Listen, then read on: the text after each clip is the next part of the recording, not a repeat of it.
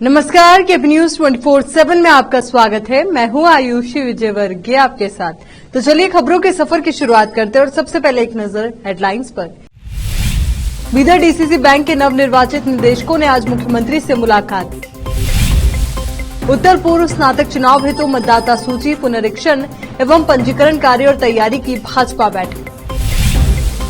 अल्पसंख्यकों के लिए कॉलोनीज विकसित करें, सिद्धरामैया ने अल्पसंख्यक कल्याण विभाग के अधिकारियों से कहा। बीसी नागेश ने कर्नाटक में एससीपी कार्यान्वयन पर कांग्रेस से सवाल उठाए। सीआईडी ने आधिकारिक तौर पर अत्ती बेले पटाखा मामले की जांच अपने हाथ में ले ली है, डीजीपी ने कहा। इजराइल हमास जंग पर आया शशि थरूर का बयान, बोले आतंकी हमले के कारण भड़की हिंसा। इजराइल हमास युद्ध पर असदुद्दीन ओवैसी ने दिया बड़ा बयान, मुस्लिम पर्सनल लॉ बोर्ड की भी एंट्री।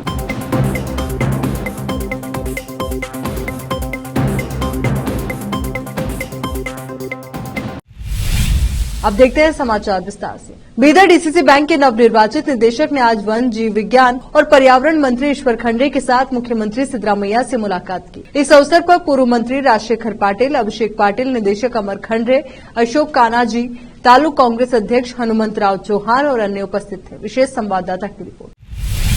उत्तर पूर्व स्नातक निर्वाचन क्षेत्रों के लिए मतदाता सूची के पुनरीक्षण और पंजीकरण को लेकर भाजपा जिला कार्यालय में एक पूर्व तैयारी बैठक आयोजित की गई। इस अवसर पर कार्यकर्ताओं को संबोधित करते हुए प्रदेश महासचिव रवि कुमार ने कहा कि उत्तर पूर्व स्नातक क्षेत्र जो पहले भाजपा के कब्जे में था, अब कांग्रेस के कब्जे में है। सभी कार्यकर्ताओं को इसके लिए काम करना चाहिए। ये इस चुनाव में बहुमत वापस पाने के लिए है। उन्होंने कार्यकर्ताओं को प्रोत्साहित करते हुए कहा कि प्रत्येक विधानसभा मतदान केंद्र से 10,000 वोट दिलाने का लक्ष्य रखें।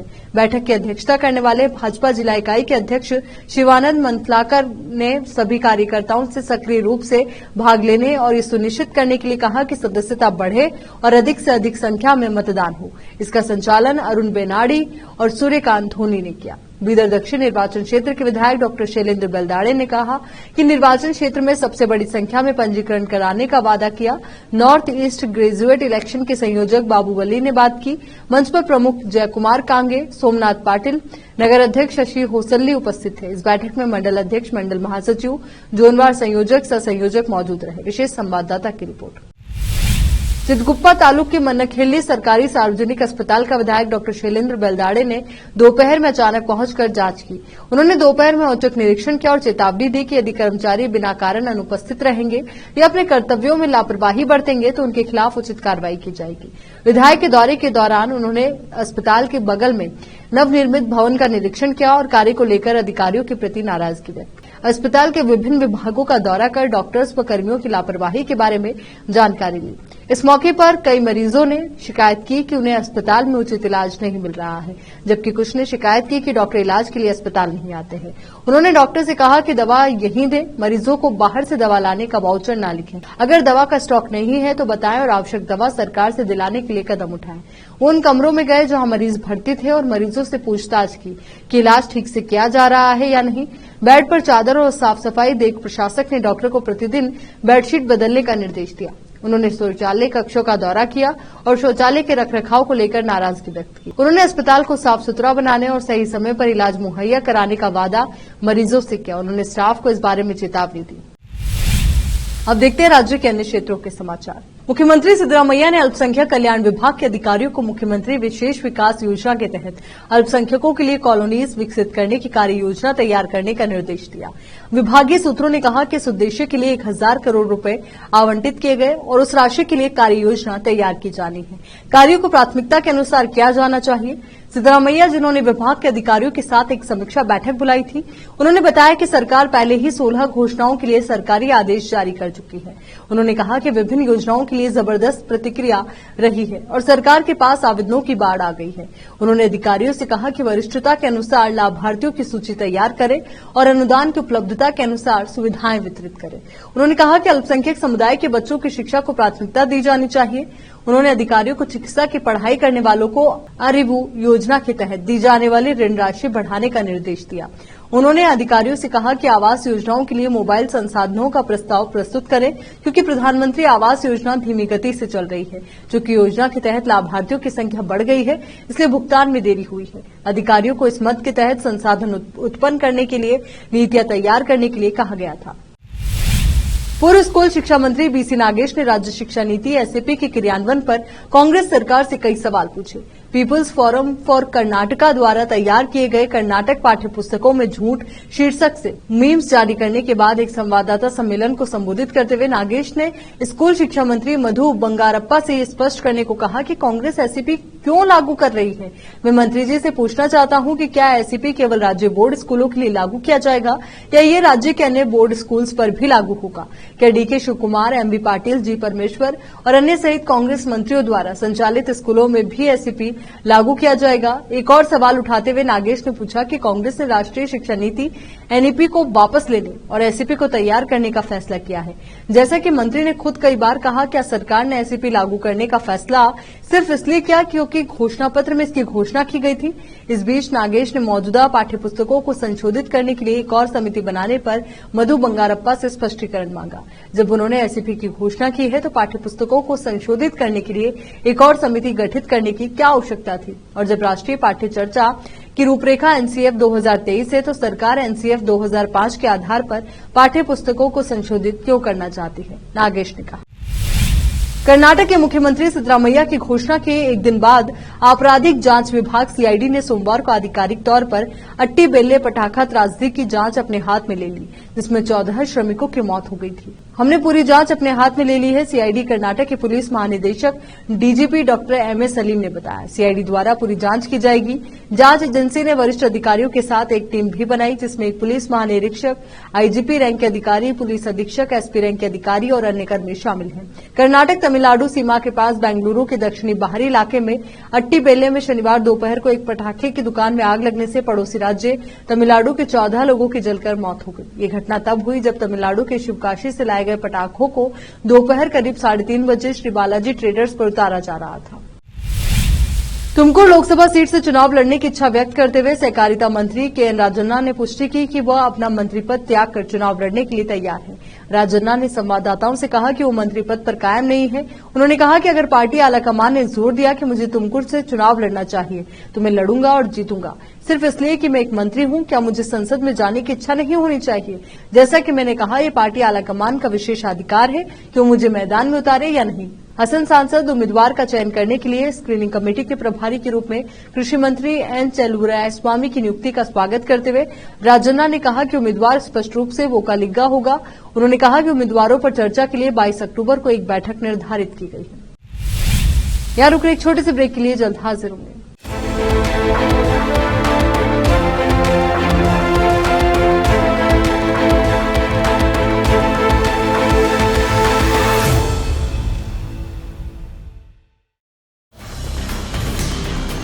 हिंदुस्तान के हर कोने में हम हैं मौजूद।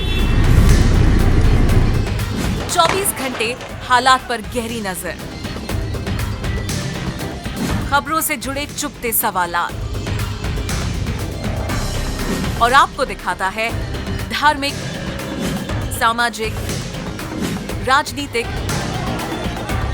लोकल और इंटरनेशनल न्यूज की सबसे बेहतर कवरेज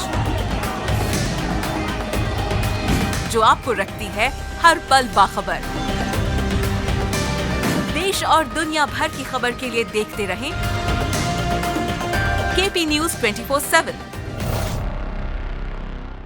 नूर एजुकेशन ट्रस्ट बीदर की ओर से चलाए जाने वाला Noor MEd and BEd college Bidar, recognised by NCTE Delhi and affiliated to Gulbarga University, Gulbarga. Admission are open for the academic year 2022-23. विशेषज्ञ और सक्षम शिक्षकों द्वारा शिक्षा प्राप्त करने के लिए नूर एमएड एंड बीएड कॉलेज में दाखिला लें और शांत वातावरण में शिक्षा प्राप्त करें। बीदर शहर में बेहतर शिक्षा का एकमात्र केंद्र Noor MEd and BEd college, Shahpur gate, Bidar. Phone numbers 9945283920, 8482221297। Break के बाद एक बार फिर से आपका स्वागत है। इजराइल और हमास के बीच जंग लगातार जारी है। हमास के आतंकी हमले के बाद इजराइल ने उसे जड़ से उखाड़ फेंकने की कसम खा ली है। इजराइल के लड़ाकू विमानों ने गाजा में हमास के ठिकानों को तहस नहस कर दिया। इस हिंसा में अब तक इजराइल के 1000 से अधिक और गाजा में 900 से अधिक लोगों की मौत हो चुकी है। इस बीच कांग्रेस नेता शशि थरूर ने भी इजराइल हमास के बीच जारी जंग पर अपना पक्ष सामने रखा है। उन्होंने हमास के आतंकी हमले की निंदा तो की, लेकिन फिलिस्तीनियों का भी समर्थन कर दिया। तो वहीं आपको बताते कि इस मामले पर उन्होंने क्या कहा। कांग्रेस नेता शशि थरूर ने हमास द्वारा इजराइल पर आतंकी हमले की कड़ी निंदा की। उन्होंने कहा कि पूरी हिंसा इजराइल पर हमास द्वारा किए गए अचानक हमले से भड़की है। यह एक आतंकवादी अभियान था जो इजराइल में राष्ट्रीय अवकाश के दिन किया गया। उन्होंने एक संगीत समारोह में भाग ले रहे निर्दोष नागरिकों, बच्चों, बुजुर्गों और युवाओं को मार डाला। थरूर ने कहा कि हमास के कृत्य पर किसी भी सफाई को स्वीकार करना असंभव है और मैं खुद इसकी निंदा करता हूं। तो वहीं कांग्रेस सांसद शशि थरूर ने इसके साथ ही पीएम मोदी द्वारा इजराइल को समर्थन में दिए गए बयान को अधूरा बताया। थरूर ने कहा कि हमें लगा कि पीएम का बयान अधूरा था। ये फिलिस्तीनियों के लिए एक कठिन स्थिति है, खासकर जब से कब्जे वाले क्षेत्रों में यहूदी निवासियों के लिए बस्तियों का निर्माण और नए घरों का निर्माण इन सभी वर्षों में बेरोक टोक जारी रहा। थरूर ने कहा कि कांग्रेस पार्टी के लिए और परंपरागत रूप से भारत के लिए स्थिति बहुत स्पष्ट है। हम चाहते हैं कि इजरायली और फिलिस्तीनी दोनों सुरक्षित सीमाओं और परिस्थितियों के पीछे शांति और सम्मान से रहें। किसी को भी किसी भी समय अपने जीवन के लिए डर न हो। थरूर ने कहा कि दोनों पक्षों में मरने वालों की संख्या हर दिन बढ़ रही है। हम चाहते हैं कि यह हिंसा रुके और शांति बहाल की जाए। इजराइल और हमास के बीच जंग जारी है। आतंकी संगठन हमास द्वारा इजराइल पर किए गए जोरदार अटैक के बाद इजराइल ने पलटवार किया। इस दौरान गाजा पट्टी पर इजराइल की स्ट्राइक में गाजा पट्टी खंडहर से दिखने लगी। इस जंग में 2000 से भी कई ज्यादा लोग मारे जा चुके हैं। इजराइल हमास जंग के बीच भारत में सियासी जंग जारी है। अलग अलग राजनीतिक दलों ने अपने अपने तरीके से इस मामले पर प्रतिक्रिया दी है। इसी बीच एआईएमआईएम चीफ असदुद्दीन ओवैसी ने इस मुद्दे पर बड़ा बयान दिया। एआईएमआईएम चीफ ने ट्वीट कर फिलिस्तीन जिंदाबाद का नारा लगाया। असदुद्दीन ओवैसी ने कहा कि फिलिस्तीन जिंदाबाद, हिंसा मुर्दाबाद मुख्य रूप से इजराइल या किसी समूह या संगठन द्वारा की गई। मस्जिद अल अक्सा आबाद रहे। इजराइल फिलिस्तीन विवाद में अब all India Muslim personal law board यानी कि एआईएमपीएलबी की भी एंट्री हो गई है। एआईएमपीएलबी ने कहा यह युद्ध इजराइल की क्रूरता और मस्जिद अल अक्सा की स्वाभाविक प्रतिक्रिया है। फिलिस्तीन की प्रतिक्रिया को आतंकवाद कहना पीड़ितों के साथ अन्याय करना है। एआईएमपीएलबी ने कहा कि भारत का हमेशा से मत रहा है कि इजराइल को संयुक्त राष्ट्र की बात माननी चाहिए, लेकिन पीएम मोदी ने शोषित के बजाय उत्पीड़क का समर्थन कर दिया। फिलिस्तीन सिर्फ अपना बचाव कर रहा है, जो भी उसके ऊपर जुल्म हुए। इजराइल हमास जंग पर भारतीय राष्ट्रीय कांग्रेस इजराइल के निर्दोष नागरिकों पर हुए क्रूर हमलों की कड़े शब्दों में निंदा की है। भारतीय राष्ट्रीय कांग्रेस का हमेशा मानना रहा है कि आत्मसम्मान, समानता और गरिमा के जीवन के लिए फिलिस्तीनी लोगों की वैध आकांक्षाओं को इजराइल के वैध राष्ट्रीय सुरक्षा हितों को सुनिश्चित करने हेतु केवल बातचीत की प्रक्रिया के माध्यम से पूरा किया जाना चाहिए। किसी भी प्रकार की हिंसा कभी भी कोई समाधान नहीं दे सकती और इसे रोकना चाहिए। कावेरी जल के बंटवारे को लेकर अभी कर्नाटक में विरोध चल ही रहा था। किसी के बीच बुधवार को तमिलनाडु में भी कई ट्रेड यूनियंस ने डेल्टा जिले में बंद का आह्वान किया। ट्रेड यूनियन विरोध करते हुए इस मामले में केंद्र सरकार द्वारा हस्तक्षेप करने की मांग कर रहे हैं। उनकी मांग इस बात को लेकर है कि कर्नाटक तमिलनाडु के लिए कावेरी से पर्याप्त मात्रा में जल छोड़े ताकि उनकी कुरुवोई धान की फसल बच सके और उसके साथ ही वे सांबा की खेती शुरू कर सके। राज्य के मुख्यमंत्री एमके स्टालिन ने कहा कि हमारी सरकार ने 12 जून को कुरुवई फसल के लिए मेट्टूर बांध को खोल दिया था। हमारे किसानों ने फसल से संबंधित कार्य जब शुरू कर दिए तब कर्नाटक सरकार ने इसमें संकट उत्पन्न की। कर्नाटक ने कावेरी नदी से पर्याप्त जल नहीं छोड़ा जितना शीर्ष अदालत ने निर्देश दिया है। बता दें कि सोमवार को तमिलनाडु विधानसभा में भी सर्वसम्मत के साथ एक प्रस्ताव पास किया गया था। इस प्रस्ताव में मांग की गई थी कि केंद्र सरकार इस मामले में हस्तक्षेप करे और कर्नाटक को निर्देश दे कि वे कावेरी जल प्रबंधन प्राधिकरण के आदेशों के मुताबिक नदी से पानी छोड़े। सिक्किम में सैलाब की तबाही के बाद अब हालात धीरे धीरे सामान्य हो रहे हैं। रास्तों को जोड़ने का काम किया जा रहा है। अचानक आई बाढ़ से अलग थलग हुए इलाकों में अस्थायी पुल बनाकर तथा अन्य साधनों के जरिए संपर्क बहाल करने का काम किया जा रहा है। वहीं विभिन्न इलाकों में फंसे टूरिस्ट को निकालने का अभियान आज भी जारी रहा। अधिकारियों ने बताया कि सेना और विभिन्न सरकारी एजेंसियों के कर्मी परेशानी में फंसे लोगों तक जरूरी सामान भेजने की दिशा में काम कर रहे हैं। भारतीय वायुसेना ने सोमवार तक उत्तर सिक्किम में फंसे तकरीबन 1700 टूरिस्ट में से 26 विदेशियों समेत कुल 690 टूरिस्टों को लाचेन और लाचुंग शहरों से हवाई मार्ग से निकाला। उधर मौसम विभाग ने मौसम साफ रहने का अनुमान जताया, इसलिए बाकी के पर्यटकों को आज भी निकाला जाएगा। अचानक आई बाढ़ से सबसे ज्यादा प्रभावित चुंगथांग इलाके में सेना और सीमा सड़क संगठन बीआरओ के कर्मियों ने पूरे शहर में सड़क से मलबा साफ किया। भारत तिब्बत सीमा पुलिस, आईटीबीपी और स्थानीय लोगों की मदद से लकड़ी का एक पुल बनाया गया है। अधिकारियों ने बताया कि मंगलवार को टूरिस्ट समेत 500 से अधिक लोग इस पुल से गुजरे। सेना के इंजीनियर इस पुल को मजबूत बनाने पर काम कर रहे हैं। अधिकारियों ने बताया कि दुर्गम क्षेत्र और खराब मौसम से जूझते हुए सेना के एक दल ने चातेन इलाके में फंसे 11 नागरिकों को तत्काल भोजन और चिकित्सा सहायता उपलब्ध कराई। एक हेलीपैड बनाया गया और बाद में उन्हें वहां से निकाला गया। Popular front of India PFI पर बैन के बावजूद अंदर खाने चल रही गतिविधियों पर लगाम लगाने के लिए एनआईए की टीम आज महाराष्ट्र, दिल्ली समेत अन्य राज्यों में छापेमारी की कार्रवाई कर रही। सूत्रों के मुताबिक महाराष्ट्र में 3 से 4 जगहों पर छापेमारी हुई, तो वहीं एनआईए की एक टीम मुंबई के विक्रोली इलाके में रहने वाले अब्दुल वाहिद शेख के घर पहुंची।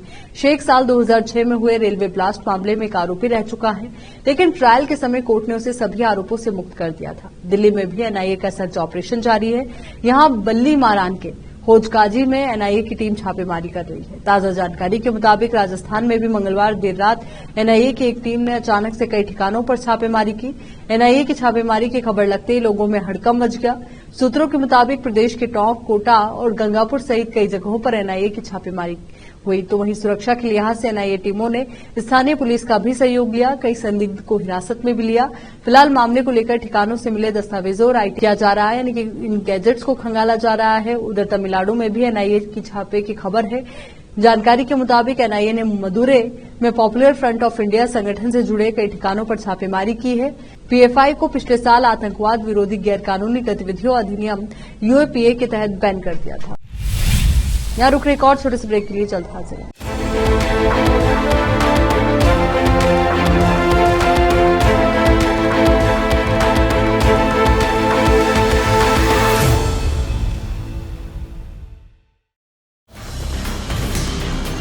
हिंदुस्तान के हर कोने में हम हैं मौजूद। 24 घंटे हालात पर गहरी नजर,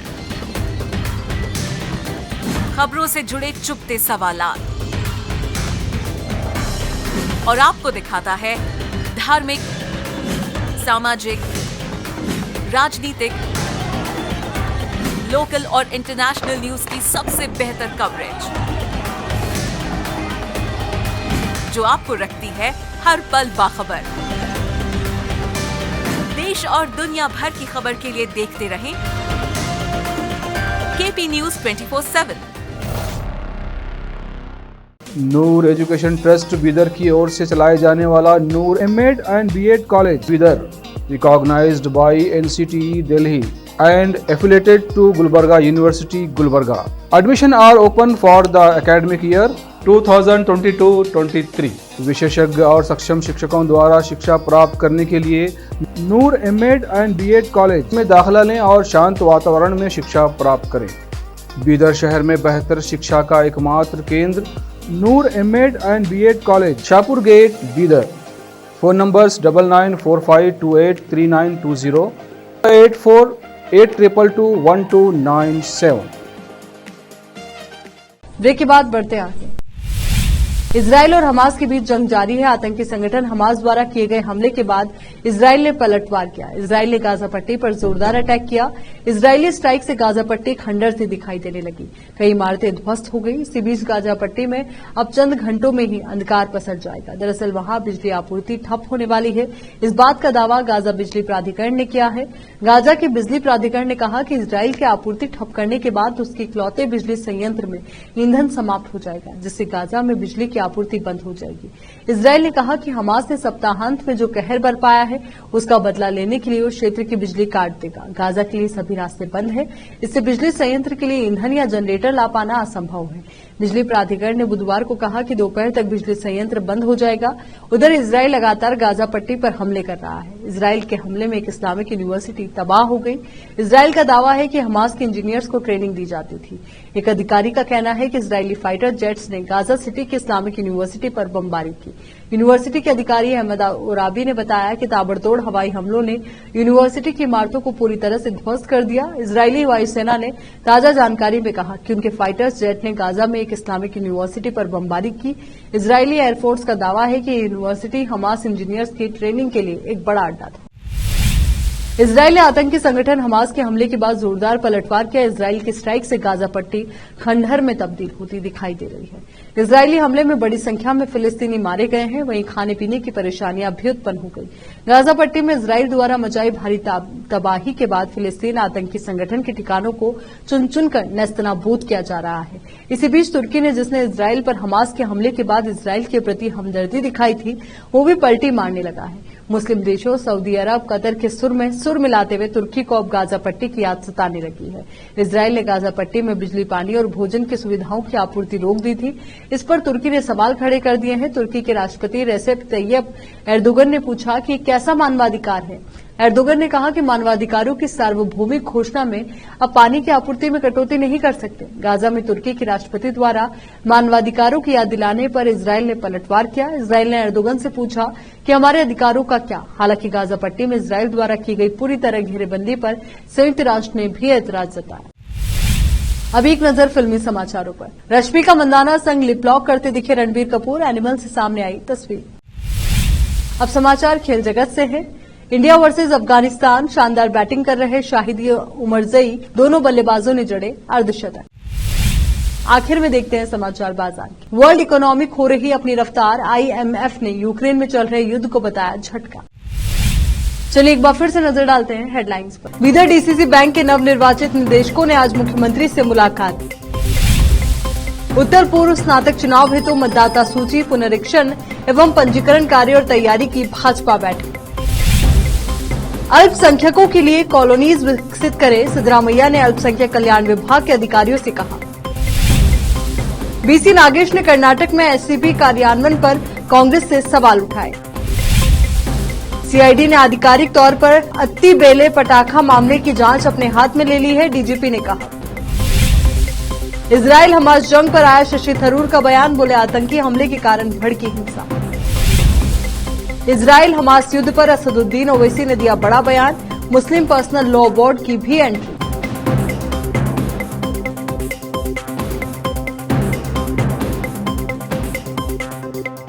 केपी न्यूज के इस बुलेटिन में फिलहाल के लिए इतना ही। देश और दुनिया से जुड़ी तमाम ताजा खबरों के लिए बने रहिए केपी न्यूज 24/7 के साथ। धन्यवाद।